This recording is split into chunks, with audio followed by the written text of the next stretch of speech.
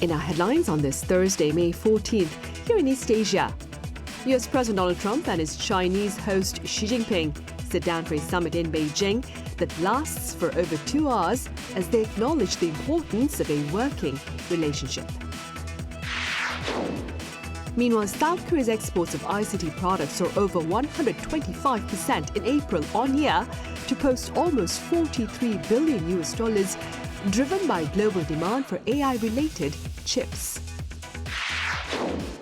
On the political front, the June 3rd local elections are entering a decisive phase as candidates move from preliminary campaigning to officially registering to run for office. We start our newscast in neighboring China today, where US President Donald Trump and his Chinese counterpart Xi Jinping sat down for their second summit in 6 months, following their first here in South Korea last October. While details of their latest discussions have yet to be fully disclosed, our Kim Jun-hong covers what has been shared thus far. U.S. President Donald Trump met with Chinese President Xi Jinping in Beijing on Thursday for a high-stakes summit. Xi personally welcomed Trump outside Beijing's Great Hall of the People. They exchanged a handshake, with Trump briefly patting Xi on the arm before walking together past an honor guard and cheering children. The 2-day trip marks Trump's first visit to China since 2017 and his first in-person meeting with Xi since their summit in Busan last year. The two sides held expanded talks with senior delegates from both countries, while Xi also met with U.S. business leaders accompanying Trump's delegation. Before their closed-door summit, both leaders made opening remarks.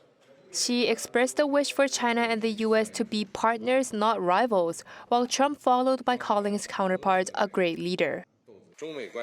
A stable China-U.S. relationship benefits the entire world. When we cooperate, both sides benefit. When we confront each other, both sides suffer. But it's an honor to be with you. It's an honor to be your friend. And the relationship between China and the USA is going to be better than ever before. Thank you very much. Thank you. The bilateral talks between the two leaders lasted about 2 hours, which is double the duration originally scheduled. Following the summit, the two leaders toured the Temple of Heaven together, one of the city's major tourist attractions. While posing for photos, Trump described the talks as great when asked by a U.S. press pool reporter. Ahead of the visit, Trump said trade tensions between the two countries would be at the heart of his agenda. The two leaders are expected to continue discussions on trade and business ties, as well as major geopolitical issues, including the war in Iran and Washington's relationship with Taiwan. Kim Jun-hong, Arirang News. Over in the Middle East, Israel and the UAE are embroiled in a dispute over a recent revelation by the Israeli leader of a secret visit to the Gulf nation. Our Lee Seung-jae explains. Israeli Prime Minister Benjamin Netanyahu says he secretly visited the United Arab Emirates during the recent war with Iran and held talks with UAE President Sheikh Mohammed bin Zayed. According to Netanyahu's office, the meeting resulted in what it described as a historic breakthrough between the two countries. However, the UAE quickly denied the claim, calling reports of Netanyahu's visit entirely unfounded. In a statement, the UAE Foreign Ministry said relations with Israel are conducted openly under the framework of the Abraham Accords and are not based on unofficial or non-transparent arrangements. The ministry also denied reports that any Israeli military delegation had entered the country.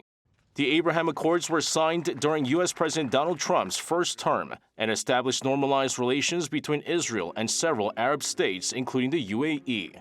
Meanwhile, Iran is accusing Kuwait of unlawfully attacking an Iranian boat and detaining 4 Iranian nationals near a Gulf island reportedly used by U.S. forces.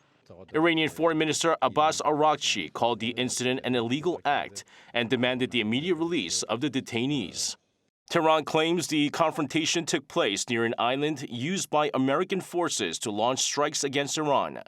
Kuwait's Interior Ministry said Tuesday that security forces arrested 4 individuals linked to Iran's Islamic Revolutionary Guard Corps as they attempted to enter the country by sea. Kuwaiti authorities did not release further details on the operation or specify what charges the suspects may face. 이승재, Arirang News.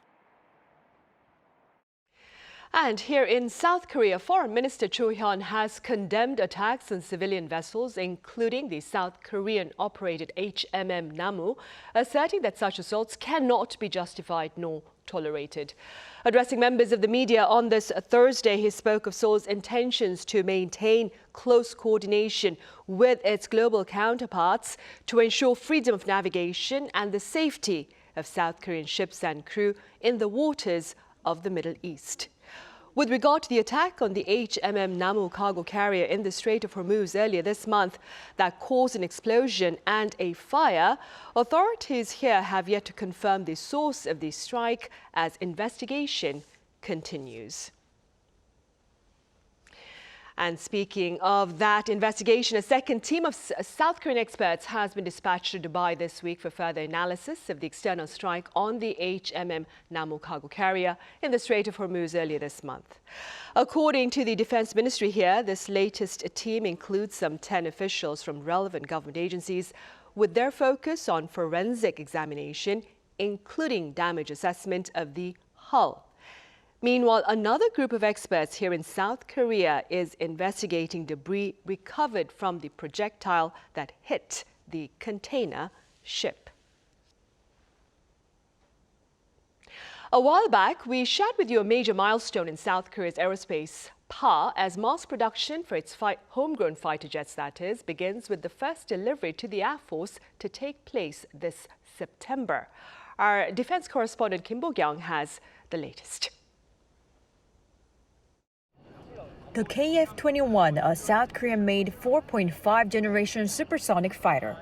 At this site in Sacheon, Gyeongbokgung-do province, around 20 KF-21 fighter jets are currently being assembled.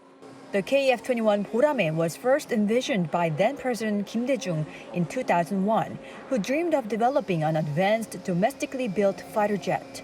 The program officially entered the development phase in December 2015 and then underwent 5 years of ground testing from 2021 until February this year.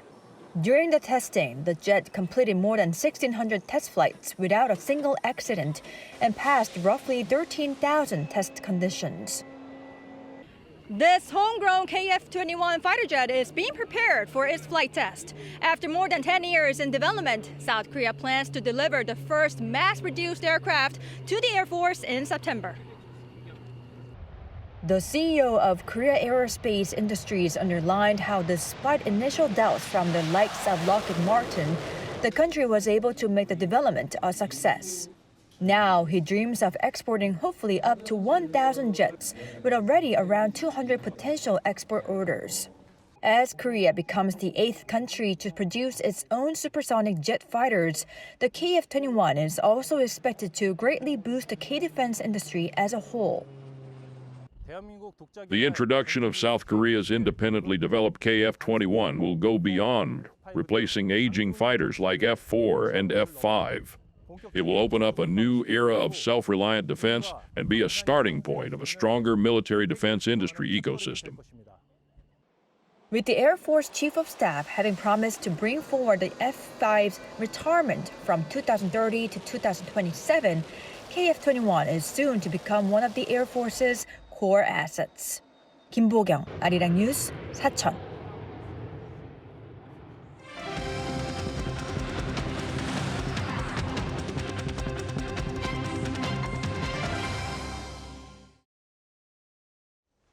South Korea's exports of ICT products posted a significant surge in the month of April, driven by continued global demand for AI-related chips. Our economics correspondent Kim Do-yeon has details. Korea's chip exports continue their streak of record-breaking monthly scores as AI chip boom continues. According to the Ministry of Science and ICT, on Thursday, outbound shipments of ICT products reached $42.71 billion in April. That is a 125.9% surge from the same month last year. Imports rose 33.3% on year to $16.16 billion, resulting in a trade surplus of $26.55 billion, marking the third consecutive month the surplus has exceeded the $20 billion level. The ICT sector now accounts for 49.7% of the country's total export volume. The record performance was led by the semiconductor sector, which skyrocketed 173.3% on year to $31.91 billion. This growth is directly attributed to a continued shortage of memory chips and rising fixed prices stemming from expanded global investments in AI servers. And there's no doubt in the minds of industry experts that the streak will go on. The reason the ICT exports are hitting all-time highs right now is the supply shortage in memory chip exports, which is driving prices incredibly high. Because of this, it's very likely we will break records again next month. Computers and peripheral devices also recorded an export surge soaring 430% to $4.26 billion. This growth was heavily influenced by the AI boom, which drove up demand and unit prices for solid-state drives. By destination, ICT exports to all major markets increased, with shipments to the United States jumping 294.2% and exports to China, including Hong Kong, surging 132.1%. Kim Do-yeon, Arirang News. In other news, South Korea's fiscal balance improved in the first quarter of 2026 on year, posting the smallest deficit for the same period in 6 years. According to the Budget Ministry on this Thursday, the deficit stood at 39.6 trillion won as of March. Now, this sum marks the lowest first quarter deficit since 2020, as tax revenue growth outpaced the uptick in government spending. In fact, the national tax revenue saw a sharp on-year rise of 15.5 trillion won, while government spending gained 1.7 trillion won.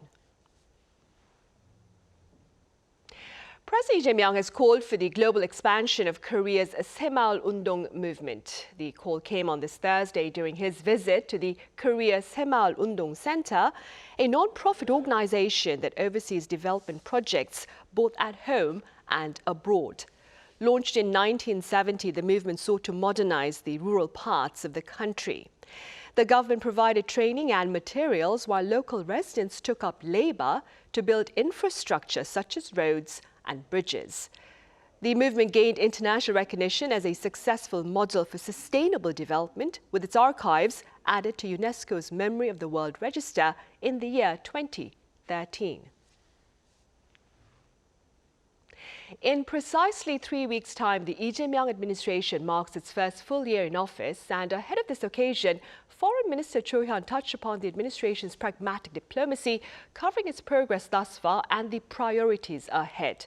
Our foreign affairs correspondent Oh Soo-young covers his remarks. Seoul is expanding its diplomatic outreach to a broader range of strategic partners, working to stabilize the global order and economy amid a time of conflict and uncertainty. Speaking to reporters Thursday, Foreign Minister Cho Hyun reflected on the Lee Jae-myung administration's first year of pragmatic diplomacy.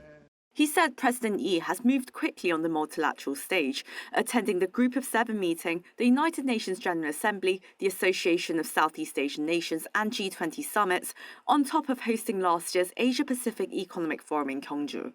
Cho then turned to Seoul's major bilateral relationships, beginning with the alliance with the United States. Cho said Presidents Lee and Donald Trump had completed reciprocal visits in record time and produced a joint fact sheet last year, which covers their tariff agreement and cooperation in strategic security sectors. Cho said the bilateral understanding has opened a path towards introducing nuclear-powered submarines and securing enrichment and reprocessing capabilities for peaceful purposes. On relations with China, Cho said Seoul-Beijing ties have been fully restored through reciprocal state visits, including the Chinese president's first state visit to Korea in 11 years. He also cited recent talks on supply chain cooperation, covering key minerals, rare earths and urea.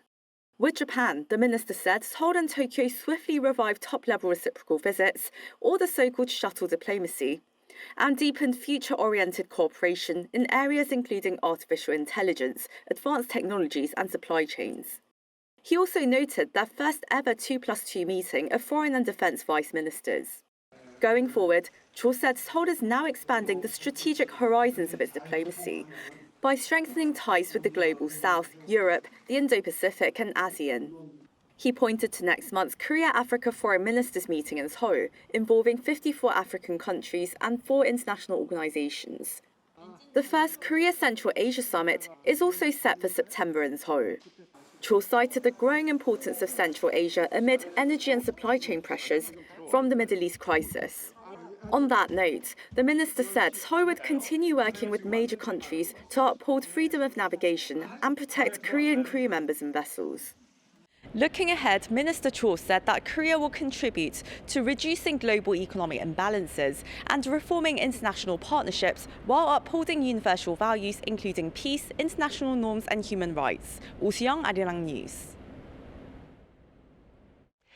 On the political front, candidate registration has begun for the June 3rd local elections. Our political correspondent An Sung-jin covers the process and the latest lineup. With less than 3 weeks left, local elections are entering a decisive phase here in Korea as candidates move from preliminary campaigning to officially registering to run for office. Contenders now formally join the race through the official registration process from May 14th and 15th, leaving around 20 days till the vote. Now let's take a closer look at some of the finalized candidate lineups for the 16 metropolitan mayoral and gubernatorial races. Starting with Seoul, one of the country's key battlegrounds, the capital has taken shape as a two-way contest between the DP's candidate Chung Won-ho and the incumbent Mayor Oh Se-hoon of the PPP. Now, if you look over here in the side in Gyeonggi-do province, Korea's most populous province with roughly 13 million residents, the gubernatorial race is set to make history with the DP's Choo Mi-ae and the PPP's Yang Hyang-ja marking the first female head-to-head race for a metropolitan governor position. Now, a tendency we see in the candidate lineup for this election is that the main opposition PPP has named most of its incumbent figures. If we see over here, all 4 PPP candidates in the Gangwon-do and Chungcheong-do regions, which normally act as a casting vote area, are either current mayors or governors. Similarly, the traditional conservative Gyeongsang-do region, another major battleground, has 4 out of 5 of its candidates as current heads, as the PPP seeks to defend its regional base and strongholds through high-profile figures, and as the ruling party attempts to make inroads. With these candidates and their strong ambitions, how have the ruling and opposition parties been unveiling their competing election strategies? The ruling Democratic Party is framing its main goal around regional economic development by establishing mega special districts focused on advanced industries such as robotics and biotechnology, offering companies tax incentives. The DP is also promoting a series of welfare-focused pledges, including climate insurance programs, help centers for the elderly, and other community-oriented proposals.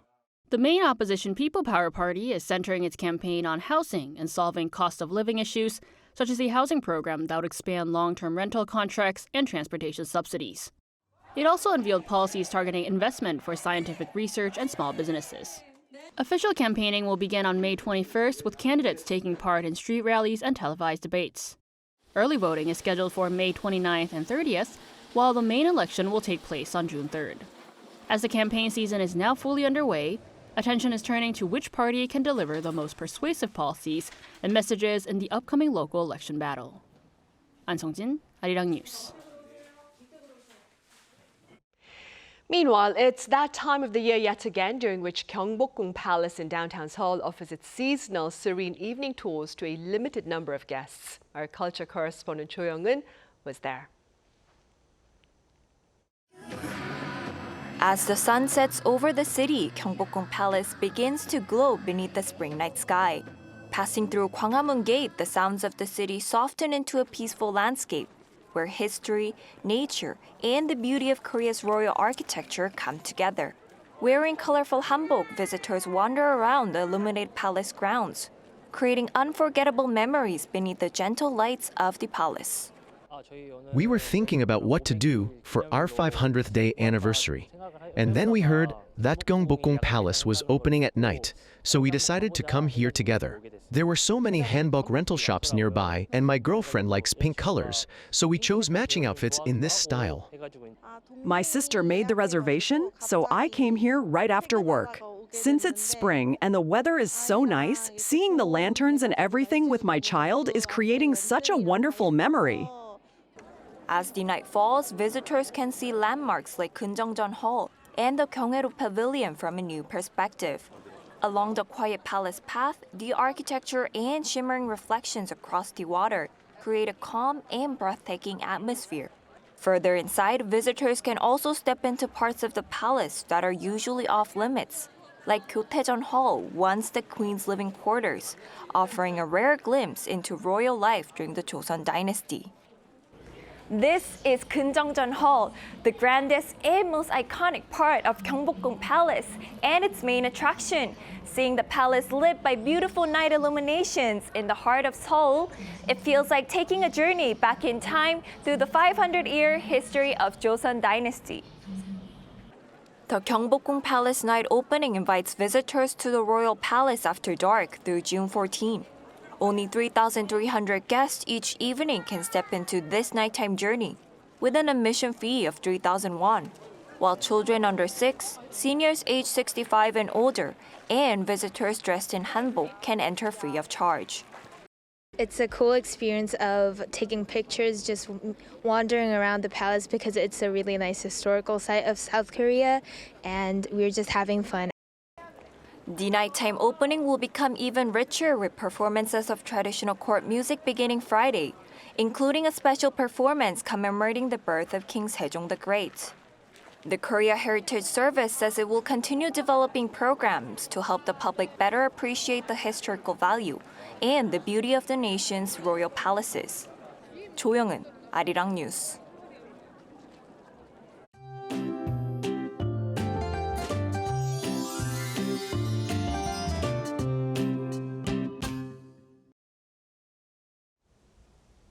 Although it's still only May, summer-like weather arrived early today, with temperatures warm enough for short sleeves. And the heat will continue tomorrow as well.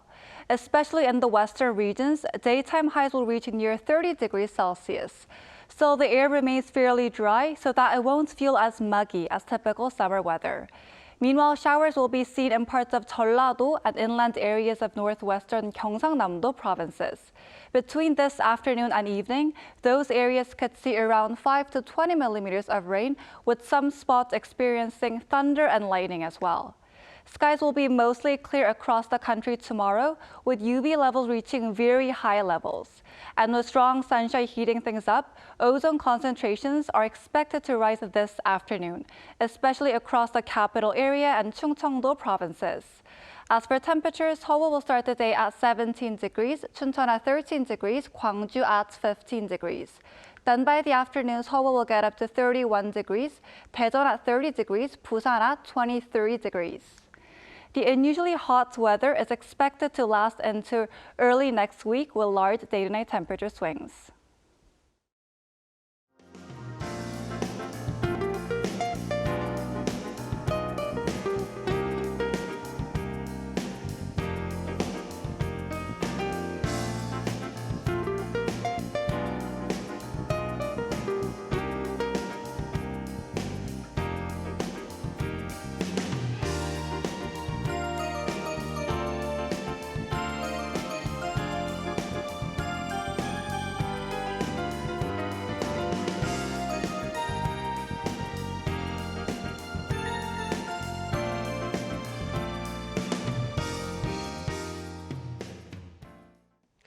Those are the headlines at this hour here in South Korea. Coming up right after this break is our daily panel session, so do stay with us. And as always, thank you for now.